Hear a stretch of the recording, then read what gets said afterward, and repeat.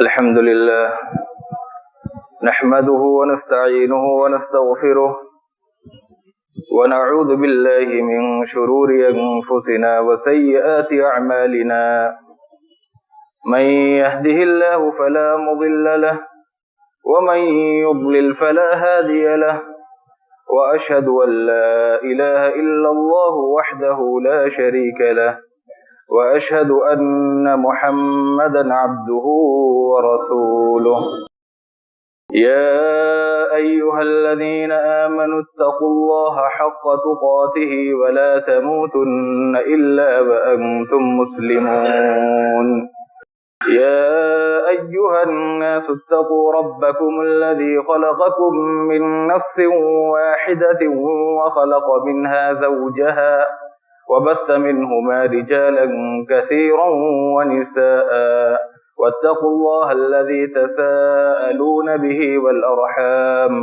इन्नल्लाह कान अलैकुम रक़ीबा या अय्युहल्लज़ीना आमनु इत्तक़ुल्लाह वक़ूलू क़ौलन सदीदा युस्लिह लकुम अअमालकुम व यग़फिर लकुम दुनूबकुम व मन युति'िल्लाह व रसूलहु फ़क़द फ़ाज़ फ़ौज़न अज़ीमा अम्मा बअद फ़इन्न ख़ैरल हदीस किताबुल्लाह व ख़ैरल हदि हदि मुहम्मदिन सल्लल्लाहु अलैहि वसल्लम व शर्रल उमूरि मुहदसातुहा व कुल्लु मुहदसतिन बिदअह व कुल्लु बिदअतिन ضलालह वकुल्ल ज़लालतिन फिन्नार अऊज़ु बिल्लाहि मिनश शैतानिर रजीम बिस्मिल्लाहिर रहमानिर रहीम क़ाफ़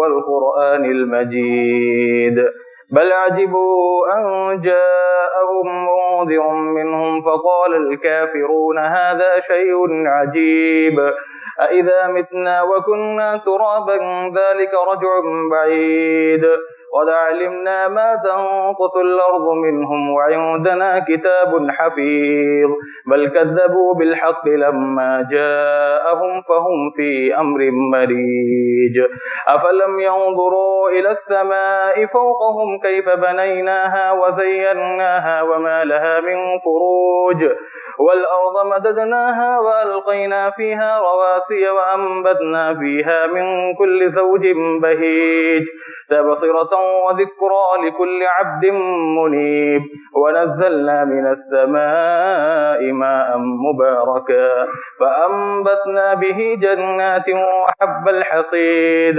والنخل باسقات لها طلع نضيد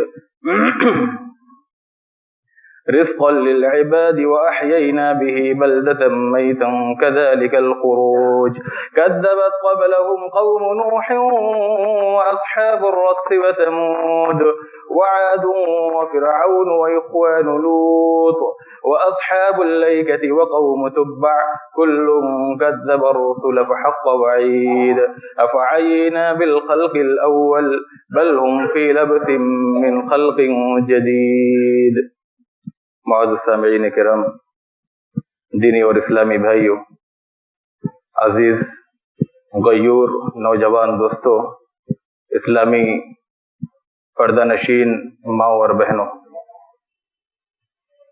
इस्लाम ने औरत पर खुसूसी इनायत फरमाई है और इस सिन्फ़े नाजुक को उसने बहुत बुलंद मकाम और बड़ा रुतबा अता फरमाया है, जबकि इससे पहले यानी इस्लाम की आमद से कब्ल औरत की जो हालत थी दुनिया जहां में, वो बड़ी नागुफ्ताबे थी, बड़ी मजलूम, बड़ी मकहूर, बड़ी मजबूर और बड़ी मसलूब ये मखलूक औरत इस्लाम की आमद से कब्ल इस दुनिया में जिंदगी गुजार रही थी। मशरिक़ में औरत को घर का असासा اور گھر کی وراثت سمجھی جاتی تھی. اسی طرح یونان میں بھی یہی معاملہ تھا، بلکہ بعض مقامات پر حالات ایسے تھے کہ مرد کے دامن تقدس پر عورت کو داغ سمجھا جاتا تھا. یونان میں معاملہ یہ تھا کہ عورت کو شیطان کہا جاتا تھا اور تورات میں اسے ابدی لعنت کا مستحق قرار دیا گیا. اسی طرح کلیسا نے اسے چمن انسانیت کا کانٹا قرار دیا. تو ہر جگہ تقریباً پورے ملک میں، پوری دنیا میں، پورے عالم میں عورت کی جو حالت اور حیثیت تھی وہ بڑی ہی خستہ تھی. اسلام کا احسان ہے، اسلام کا یہ انعام ہے عورتوں پر، ماں اور بہنوں پر، کہ اسلام نے انہیں ایک مقام، ایک عزت، ایک شرافت اور اسی طرح بزرگی کا ایک انہیں محل تعمیر کر کے دیا. عربوں کے ہاں اسلام سے پہلے عورت کی جو حالت تھی وہ بھی سننے لائق ہے، پڑھنے لائق ہے. اہل عرب زمانے جاہلیت میں یعنی اتنی ذلت اور اتنی منحوس شے سمجھی جاتی تھی عورت کہ اس کی پیدائش کو بھی وہ برداشت نہیں کر پاتے تھے. اس کی پیدائش کی اگر انہیں خبر سنائی جاتی تھی تو وہ کڑ کڑ کر زندگی گزارتے تھے. اور جب زیادہ ذلت و رسوائی کا باعث بن جاتی یہ لڑکی، یہ بچی، تو اسے زندہ اپنے ہاتھوں سے دفنا دیتے تھے. یعنی ذلت و نحوست کی ایک شے تھی. اللہ رب العالمین نے قرآن مجید میں بیان فرمایا وَإِذَا بُشِّرَ أَحَدُهُم بِالْأُنثَىٰ ظَلَّ وَجْهُهُ مُسْوَدًّا وَهُوَ كَظِيمٌ يَتَوَارَىٰ مِنَ الْقَوْمِ مِنْ سُوءِ مَا بُشِّرَ بِهِ أَيُمْسِكُهُ عَلَىٰ هُونٍ أَمْ يَدُسُّهُ فِي التُّرَابِ. کہ جب ان کو لڑکی ہونے کی خبر سنائی جاتی تھی تو ان کا چہرہ سیاہ پڑ جاتا تھا. وَهُوَ كَظِيمٌ، اور وہ اندر ہی اندر گھٹتے تھے. يَتَوَارَىٰ مِنَ الْقَوْمِ مِنْ سُوءِ مَا بُشِّرَ بِهِ، اس بری خبر کی وجہ سے، جیسے کہ انہوں نے کوئی بڑا گناہ کر لیا ہو، لوگوں سے، قوم سے چھپ چھپ کر پھرتے تھے، لوگوں سے اپنے آپ کو چھپا کر پھرتے تھے. اور یہ دل ہی دل میں سوچتے تھے أَيُمْسِكُهُ عَلَىٰ هُونٍ أَمْ يَدُسُّهُ فِي التُّرَابِ، کہ اس عورت کو، اس بچے کو ذلت کے ساتھ لیے رہے، اس کی پرورش اور اس کی پرداخت کرے، یا پھر اسے اپنے ہاتھوں سے مٹی میں دفن کر دے. الا ساء ما يحكمون، ان کے جو فیصلے ہوتے تھے دفن کرنے کے، زندہ درگور کرنے کے بچیوں کے، یہ بڑے برے فیصلے ہوتے تھے. اسلام کی آمد کے بعد جب چار دانگ عالم میں اسلام پھیلا اور صحابہ کرام کی ایک بڑی جماعت تیار ہو گئی، ایک مرتبہ حضرت قیس بن عاصم رضی اللہ تعالیٰ عنہ اللہ کے نبی صلی اللہ علیہ وسلم کے پاس آئے، اور اس وقت قرآن کریم کی آیت کریمہ نازل ہو چکی تھی وَإِذَا الْمَوْءُودَةُ سُئِلَتْ، کہ جب زندہ درگور کی ہوئی بچیوں کے بارے میں اللہ کی بارگاہ میں تم سے پرسش ہوگی. تو قیس بن عاصم کو بڑا جھٹکا لگا،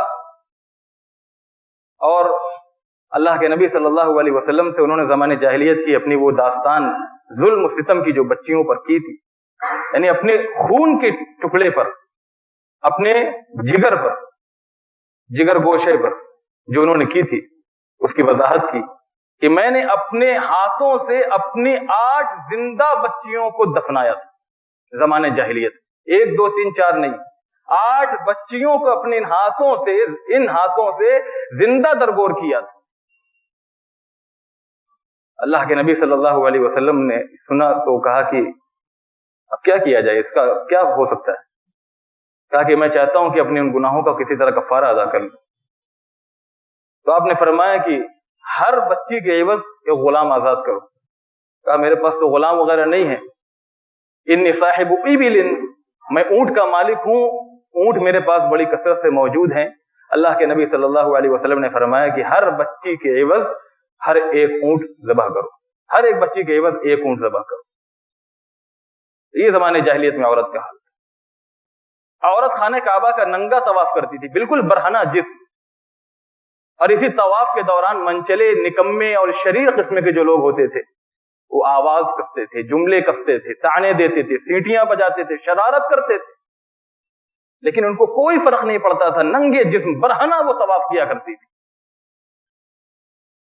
اور عورت جب ماہواری کے ایام سے گزرتی، اپنے مخصوص دنوں سے گزرتی جو اللہ رب العالمین نے عورت کے ساتھ فطری مجبوری رکھ دی ہے کہ کچھ ایام ناپاکی کے ان کو گزارنے پڑتے ہیں، ان ایام سے جب وہ گزرتی تو ان کا طریقہ اور رویہ عورتوں کے ساتھ یہ تھا کہ وہ اپنی عورتوں کو اپنے گھروں سے الگ کر دیا کرتے تھے.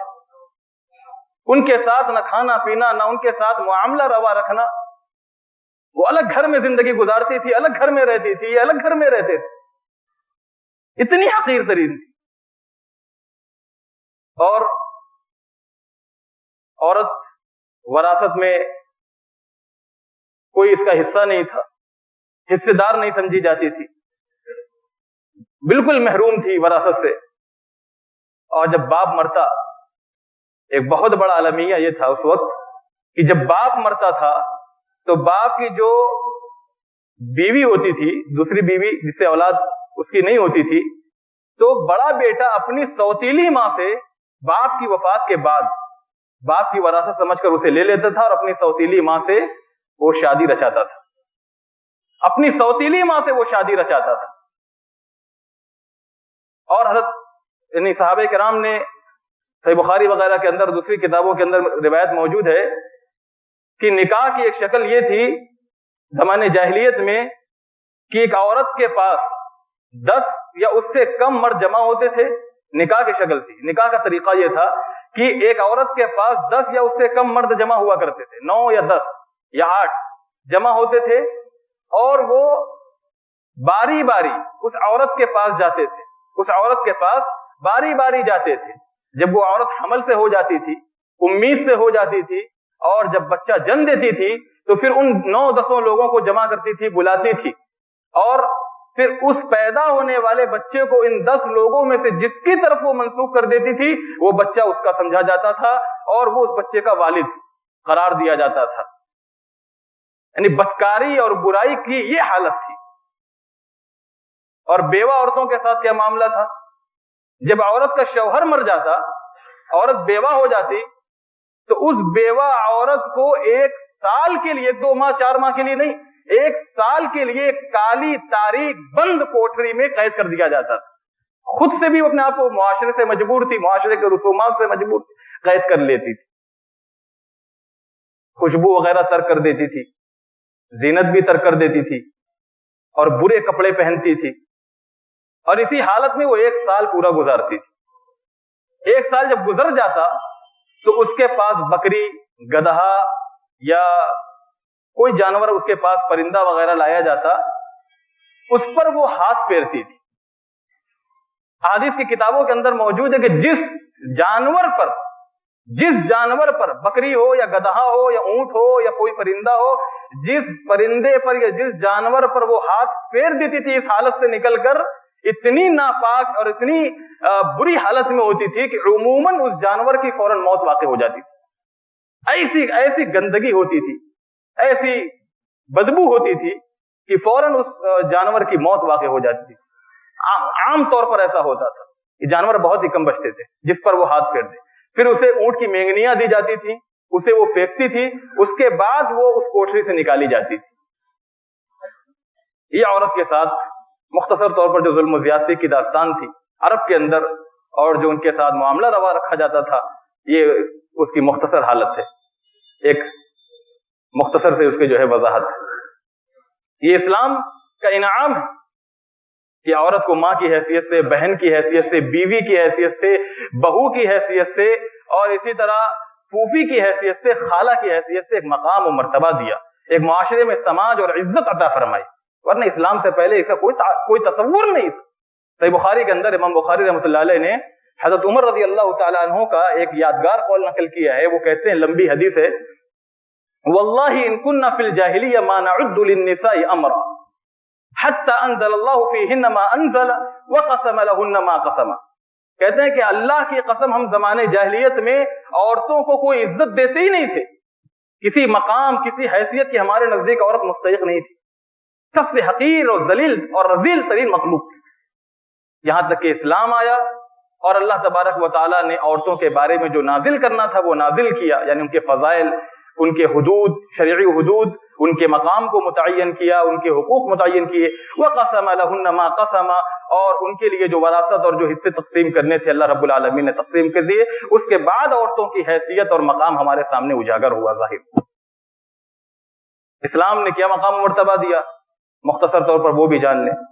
اسلام نے عورتوں کو اس ذلت کے، اس نحوست کے، اس پستی کے گڑھے سے نکال کر عزت کی بلندی پر پہنچایا. ماں کی حیثیت سے، بہن اور بیٹی کی حیثیت سے، بیوی کی حیثیت سے. ماں کی حیثیت سے اسلام کیا کہتا ہے؟ ماں کہتا ہے کہ ماں کی حیثیت سے عورت کے بارے میں اسلام کہتا ہے کہ بچوں کی جنت ماں کے قدموں تلے.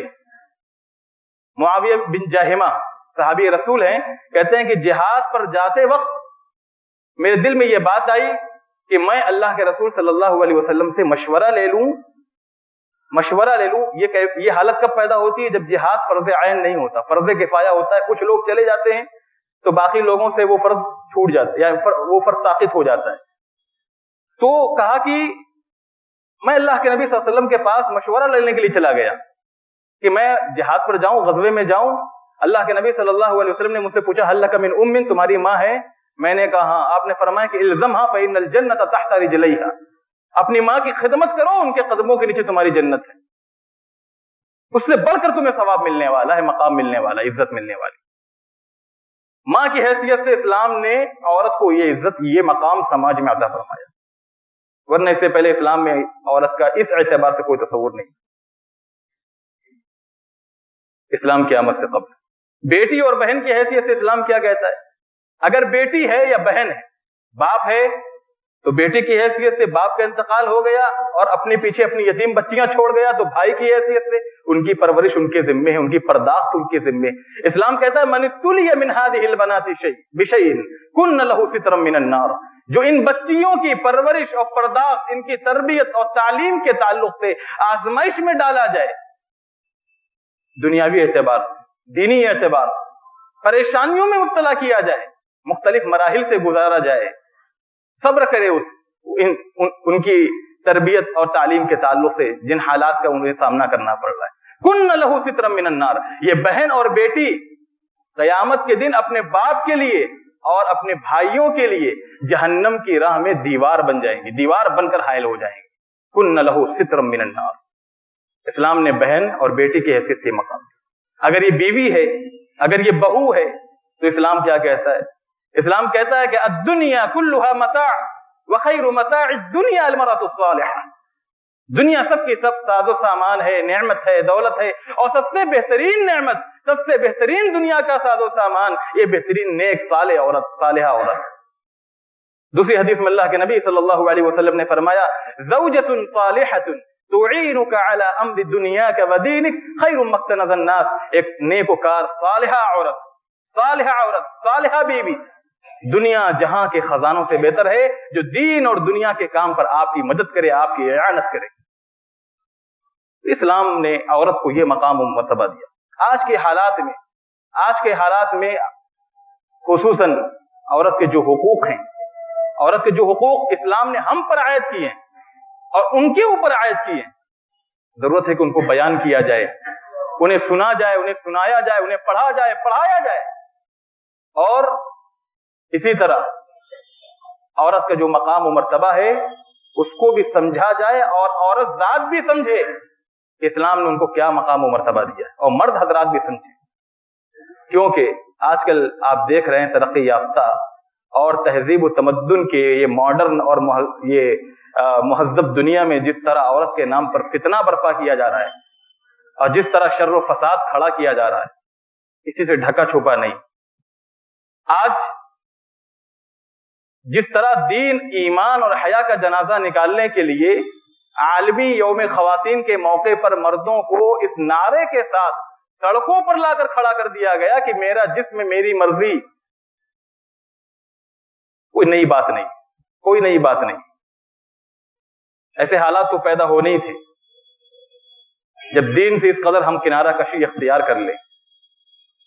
ہمارے مرد حضرات دیوس بن کر گھر میں زندگی گزارے، تو پھر ہماری مائیں اور بہنیں گھروں کی زینت نہ بن کر بازاروں کی زینت بنے، ہوٹلوں میں محفل شمع بنے، تو کوئی تعجب کی بات نہیں۔ اور جو یہ کہتی ہیں کہ میرا جسم میری مرضی، میں ان سے ایک بات کہتا ہوں کہ جسم ان کا جس حال پر ہے، وہ عمر کے جس پڑاؤ پر ہیں، وہ عمر کے جس مرحلے سے گزر رہی ہیں، اس مرحلے پر اپنے آپ کو روک کر دکھائیں، قائم کر کے دکھائیں۔ جسم اگر ان کا بنایا ہوا ہے، جسم ان کی تخلیق ہے، تو اپنی اسی حالت پر اپنے آپ کو وہ روک کر دکھائیں، اپنی جوانی کو برقرار رکھ کے دکھائیں۔ اگر اختیار ان کا ہے، فیصلے ان کے چلنے والے ہیں، حکم ان کے چلنے والے ہیں، روک کر دکھائیں۔ اللہ کہتا ہے اللہ الذی خلقکم من ضعف ثم جعل من بعد ضعف قوة ثم جعل من بعد قوة ضعفا وشیبا یخلق ما یشاء وهو العلیم القدیر۔ وہی اللہ جس نے تمہیں کمزوری سے پیدا کیا، اللہ الذی خلقکم من ضعف ثم جعل من بعد ضعف قوة، پھر اس کمزوری سے، ناتوانی سے تمہیں قوت عطا فرمائی، مردانگی عطا فرمائی، جوانی عطا فرمائی، خوبصورتی عطا فرمائی، حسن و جمال عطا فرمایا، اور یہ شباب عطا فرمایا۔ ثم جعل من بعد قوة ضعفا وشیبا، پھر اس قوت کے بعد، اس جوانی کے بعد، اس شباب کے بعد، اس حسن و جمال کے بعد اللہ رب العالمین تمہیں بوڑھا کر دے گا، تمہیں ناتواں کر دے گا، تمہارے چہروں پر جھرجھری آ جائے گی، تم تنزلی کے دور سے گزرو گے۔ یخلق ما یشاء، اللہ جو چاہتا ہے پیدا کرتا ہے، اور وہو العلیم القدیر، وہ خوب جاننے والا ہے اور پوری قدرت رکھنے والا ہے۔ الا لہ الخلق والامر، پیدا بھی اللہ نے کیا ہے، مخلوق بھی ہم اسی کے ہیں، اور امر بھی، فیصلے بھی اسی کے چلنے والے۔ اللہ کا یہ کھلا چیلنج ہے کہ اپنے آپ کو اس حال پہ روک کے دکھاؤ، جس حال پہ تم یہ آج دعوے کر رہی ہو کہ میرا جسم میری مرضی۔ ہم اپنی خواہش سے جس کے ساتھ چاہے اپنا منہ کالا کریں، کوئی ہمیں روکنے ٹوکنے والا نہیں ہونا چاہیے، ہمیں آزادی ہونی چاہیے اپنے جسم کے جائز اور ناجائز استعمال پہ۔ میرے اسلامی بھائیوں، میں نے بیان کیا کہ آج کے حالات میں عورتوں کے موضوع پر خصوصی طور پر گفتگو ہونی چاہیے، خصوصی طور پر عورتوں کے حقوق، ان کے شرعی حدود کو عورتوں کے سامنے بیان کرنا چاہیے۔ اللہ نے عورت کا دائرہ عمل، دائرہ کار مقرر و متعین فرما دیا ہے، اور فرمایا کہ وہ گھر کی زینت ہے، وہ گھر کی زینت ہے، اس کو اپنے گھر کے اندر سکونت پذیر ہو کر رہ کر کے دین کے احکام کو، دین کے فرامین کو انجام دینا ہے، شوہر کی خدمت کرنی ہے، اولاد کی تربیت کرنی ہے، اپنی عزت و ناموس کی حفاظت کرنی، اسی میں اس کی سعادت ہے۔ اور یہ مغرب کیا چاہتا ہے، یہ یورپین قوم کیا چاہتی ہے، مغربی تہذیب کیا چاہتی ہے؟ وہ یہ چاہتی ہے کہ اسلامی عورتیں اپنے گھروں سے نکلیں اور آزادی نسواں کے نام پر، حقوق نسواں کے نام پر، اور اسی طرح تعلیم اور ترقی کے نام پر، عورتوں کی تعلیم اور عورتوں کی ترقی کے نام پر، اور مرد و زن کے مساویانہ حقوق کے نام پر، آج وہ چاہتے ہیں کہ ہم مسلم عورتوں کو بھی، مومنہ عورتوں کو بھی، مسلمہ عورتوں کو بھی سڑکوں پر لے آئیں، بازاروں کی زینت بنا لیں، اور پیسے اور کا لالچ دے کر، روپے کا لالچ دے کر ہم انہیں ہر شعبے زندگی میں داخل کر دیں، اور ان سے اپنی مراد پوری کریں، اپنی ضروریات پوری کریں۔ اور چاہتے ہیں کہ وہ عورتیں جو پاپردہ ہیں، باحیا ہیں، حجاب ترک کر دیں، حیا کو خیر آباد کہہ دیں، اور عزت و ناموس کو دفن کر دیں، اور کافرات اور فاجرات کے ساتھ وہ سڑکوں میں، بازاروں میں، دکانوں میں، اور اسی طرح ملوں میں کام کریں، کارخانوں اور آفسوں کا چکر لگائیں۔ اسلام قطعاً مومنوں کو، مومنہ عورتوں کو اور مسلمان عورتوں کو اس کی اجازت نہیں دیتا۔ اسلام کی تعلیم پردے کے متعلق ہے، وہ اٹھا کر دیکھیں، ترتیب وار، ایک تسلسل کے ساتھ، ایک مرحلے کے ساتھ اسلام نے عورتوں کو پردے کی تعلیم دی۔ اسلام سب سے پہلے کیا کہتا ہے؟ اسلام کی تعلیم میں کہ عورتیں اپنے گھروں میں سکونت پذیر رہیں۔ وَقَرْنَ فِي بُيُوتِكُنَّ وَلَا تَبَرَّجْنَ تَبَرُّجَ الْجَاهِلِيَّةِ الْأُولَى وَأَقِمْنَ الصَّلَاةَ وَآتِينَ الزَّكَاةَ وَأَطِعْنَ اللَّهَ وَرَسُولَهُ، اپنے گھروں میں سکونت پذیر رہو، اور زمانے جاہلیت کی طرح، قدیم جاہلیت کی طرح اپنے بناؤ سنگھار کا، اپنے حسن و جمال کا، اپنی خوبصورتی کا اظہار نہ کرو۔ وَأَقِمْنَ الصَّلَاةَ وَآتِينَ الزَّكَاةَ وَأَطِعْنَ اللَّهَ وَرَسُولَهُ، اور دین کے احکام اور اللہ اس کے رسول کی جو اطاعت ہے، ان کاموں کو بجا لاؤ، نماز پڑھو، زکوٰۃ دو۔ اللہ کے رسول صلی اللہ علیہ وسلم نے فرمایا المرأۃ عورہ، المرأۃ عورہ، عورت سراپا پردہ ہے، عورت سراپا پردہ ہے۔ عورت کو عورت اس لیے کہتے ہیں، علماء لکھتے ہیں کہ عورت کی ہر چیز قابل ستر ہے، یہاں تک کہ بعض علماء نے لکھا ہے کہ عورت کا ناخن، عورت کا ناخن، ہر چیز یہاں تک کہ اس کا ناخن بھی قابل ستر ہے، چھپائے جانے کے لائق ہے۔ اسی لیے اللہ کے نبی صلی اللہ علیہ وسلم نے فرمایا المرأۃ عورہ، عورت، عورت یہ المرأۃ عورہ چھپائے جانے کی مستحق ہے۔ وَإِنَّهَا أَقْرَبُ وَإِنَّهَا إِذَا خَرَجَتْ اسْتَشْرَفَهَا الشَّيْطَانُ، اور جب عورت چھپائے جانے کے بجائے گھروں سے باہر نکلتی بغیر کسی شرعی عذر کے، بغیر کسی مجبوری کے، تو شیطان اس کے لیے اپنی جال بچھا دیتا ہے۔ وَإِنَّهَا أَقْرَبُ مَا تَكُونُ إِلَى اللَّهِ تَعَالَى وَهِيَ فِي قَعْرِ بَيْتِهَا، اور عورت سب سے زیادہ اللہ کے قریب ہوتی ہے، اللہ کی رحمت میں ہوتی ہے، اللہ تبارک و تعالی کی نگہبانی میں ہوتی ہے، جب وہ اپنے گھروں کے سب سے اندرونی حصے میں ہوتی ہے۔ یہی عورت اگر اپنی عزت و ناموس کی حفاظت کرے اور دین پر پوری طور پر ثابت قدم ہو جائے، درستگی کے ساتھ زندگی گزارے، تو ماکرین کی ماکرانہ چالیں اور اسلام کے خلاف اٹھنے والی ساری آوازیں یہ چکنا چور ہو جائیں ان سے ٹکرا کر۔ لیکن جب یہی عورت ان سازش کی اور ان فتنہ پروازوں کے فتنے کی شکار ہو کر وہ بازاروں کی زینت بننے پر اتر آئیں اور پردے کو خیر آباد کہہ دے، تو ان سے بڑا کوئی فتنہ نہیں۔ اللہ کے نبی صلی اللہ علیہ وسلم نے حدیث میں فرمایا ما ترکت بعدی فتنہ ضر علی الرجال من النساء، میں نے اپنے بعد مردوں کے حق میں سب سے زیادہ ضرر رسا فتنہ عورتوں کو چھوڑا ہے، عورتوں سے زیادہ ضرر رسا نقصان دہ دینی اعتبار سے میں نے مردوں کے لیے عورتوں سے زیادہ کوئی اور فتنہ نہیں چھوڑا۔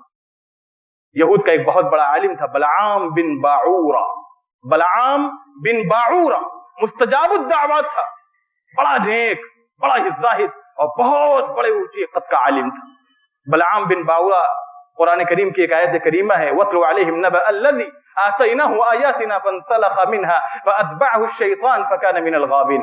اس آیت کی تفسیر میں مختلف مفسرین نے کہا ہے کہ اس سے یہی مراد ہے کہ اللہ نے اس کو اپنی آیات کا علم دیا، اللہ نے اس کو مستجاب الدعوات بنایا، اللہ نے اس کو مقام و مرتبہ بنی اسرائیل میں عطا فرمایا، لیکن وہ موسیٰ کا دشمن ہو گیا، موسیٰ کی قوم کا دشمن ہو گیا، اس نے عورتوں میں فتنہ اور کس کا ان کی قوم میں عورتوں کا فتنہ برپا کرنے والا یہی بلعام بن باعورہ تھا، جس نے موسیٰ کے خلاف بددعا کی، موسیٰ کی قوم کے خلاف جنگ میں جب شریک ہوا تو بددعا کی، لیکن اللہ رب العالمین نے جب اس کی بددعا قبول نہیں کی، حالانکہ وہ مستجاب الدعوات تھا، تو اس نے اپنے قوم کے لوگوں سے کہا کہ موسیٰ اور اس کی جماعت کے نزدیک ایک چیز ہے، عورت جو بڑی محبوب ہے، ان کو تم اپنی عورتوں کے ذریعے سے فتنے میں مبتلا کر سکتے ہو، جاؤ ان کو ان کے درمیان اپنی عورتوں کو چھوڑ دو اور ان سے کہو کہ جب وہ اپنی ضرورت کے لیے بلائیں تو انکار نہ کرنا۔ اللہ کے رسول صلی اللہ علیہ وسلم نے اسی کی طرف اشارہ کرتے ہوئے فرمایا ان الدنیا حلوة خاضرة وان اللہ مستخلفکم فيها فينظر كيف تعملون فاتقوا الدنيا واتقوا النساء،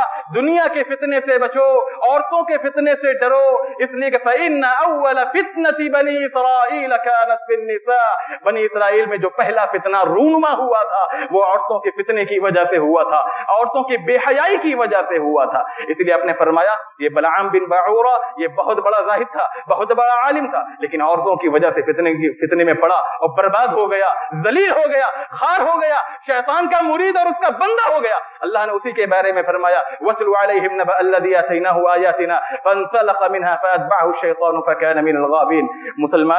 مسلمان ماں اور بہنوں، اللہ تبارک و تعالی نے حجاب کی تعلیم دی ہے، اللہ تبارک و تعالی نے نگاہوں کو پست رکھنے کی تعلیم دی ہے، اللہ رب العالمین نے پردے کے پیچھے رہ کر گفتگو کرنے کی تعلیم دی ہے، اور یہ تعلیم عام ماں اور بہنوں کو نہیں دی، اپنے نبی کی بیویوں کو دی ہے، امہات المؤمنین کو دی ہے، ازواج مطہرات کو دی ہے۔ یا نساء النبی لستن کاحد من النساء ان اتقیتن فلا تخضعن بالقول فيطمع الذي في قلبه مرض وقلن قولا معروفا واذا سألتموهن متاعا فاسألوهن من وراء حجاب یا ایھا النبی قل لازواجک وبناتک ونساء المؤمنین یدنین علیہن من جلابیبہن، اے نبی اپنی بیویوں سے کہہ دیں، اپنے مومنہ عورتوں، مومن لوگوں کی عورتوں سے کہہ دیں، اور قل لازواجک وبناتک اپنی بیٹیوں سے کہہ دیں کہ اپنے اوپر اپنی چادروں کو ڈال لیا کریں، یہ اسلام کی تعلیم ہے۔ وقل للمؤمنات یغضضن من ابصارهن ويحفظن فروجهن ولا يبدين زينتهن الا ما ظهر منها وليضربن بخمرهن على جيوبهن، اسلام کے پردے کے تعلق سے، نگاہوں کے حفاظت کے تعلق سے، شرمگاہ اور عزت و ناموس کی حفاظت کے تعلق سے یہ تعلیم ہے۔ لیکن مغرب کیا چاہتا ہے؟ مغربی تہذیب کیا چاہتی ہے؟ مغرب زدہ لوگ کیا چاہتے ہیں کہ یہ حجاب چھوڑ دیا جائے، حیا کو خیر بات کہہ دیا جائے، اور مسلم عورتوں بھی ہمارے ساتھ مل جائیں، اور مرد و زن کی جو یہ مساویانہ حقوق کے نعرے ہیں ان کے جو ہے ان کے عملی مثال بن کر یہ زندگی گزارے۔ آج عالم یہ ہے میرے مسلمان بھائیوں، آج دنیا میں عالم یہ ہے، اسلام کے خلاف بغاوت کرنے کی وجہ سے، اسلامی تعلیمات کے خلاف لب کشائی کی وجہ سے جو پردے کے انکار کرتے تھے، پردے پر انگلیاں اٹھاتے تھے، پردے پر طعنے کستے تھے، آج کرونا وائرس جو پھیلا ہے اس کی وجہ سے وہ ان کے مرد بھی پردے کرنے پر مجبور ہو گئے، ان کے مرد بھی پردے کرنے پر مجبور ہو گئے، عورتیں تو بہت دور کی بات ہے۔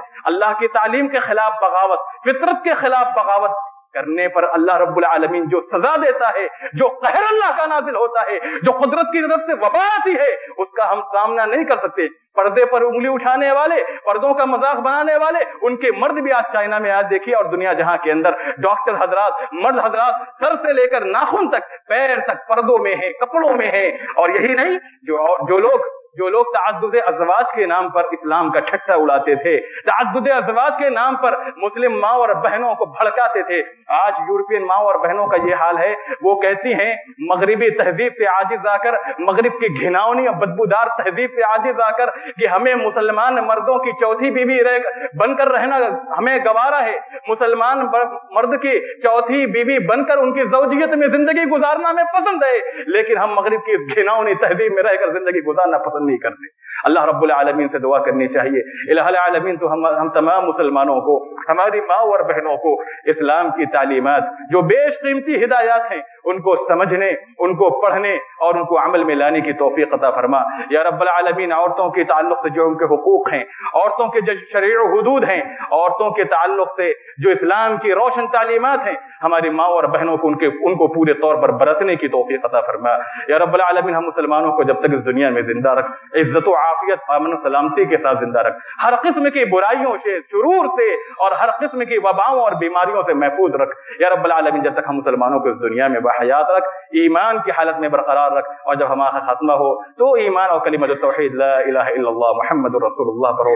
اقول قولی هذا فاستغفر الله لي ولكم ولسائر المسلمين من كل ذنب فاستغفروه انه هو الغفور الرحيم۔ بارك الله لي ولكم في القرآن العظيم ونفعني وإياكم بالآيات والذكر الحكيم إنه تعالى جواد ملك بر رؤوف رحيم۔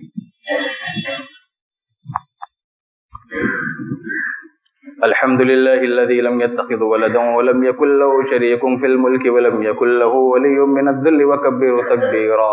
اللهم صل على محمد وعلى آل محمد كما صليت على إبراهيم وعلى آل إبراهيم إنك حميد مجيد۔ اللهم بارك على محمد وعلى آل محمد كما باركت على إبراهيم وعلى آل إبراهيم إنك حميد مجيد۔ عباد الله رحمكم الله، إن الله يأمر بالعدل والإحسان وإيتاء ذي القربى وينهى عن الفحشاء والمنكر والبغي يعظكم لعلكم تذكرون۔